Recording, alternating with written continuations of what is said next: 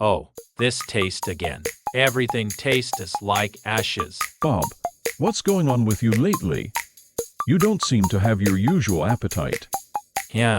I don't know. I just don't feel like good food tastes good these days. Maybe you've been smoking too many cigarettes. It's possible your sense of taste is dulled. Cigarettes. But I wonder if I can quit smoking. Let's go to a smoking cessation clinic together.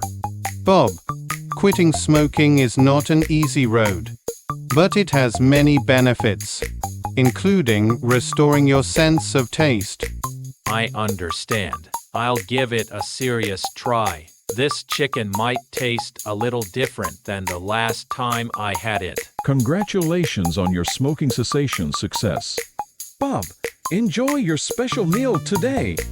Thanks, Charlie. Today's food is exceptionally good.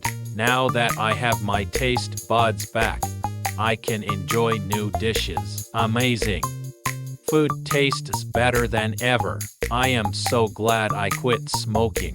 I'd like to be able to cook good food by myself to lead a healthy lifestyle. Make a delicious dinner with the new recipes you learned today.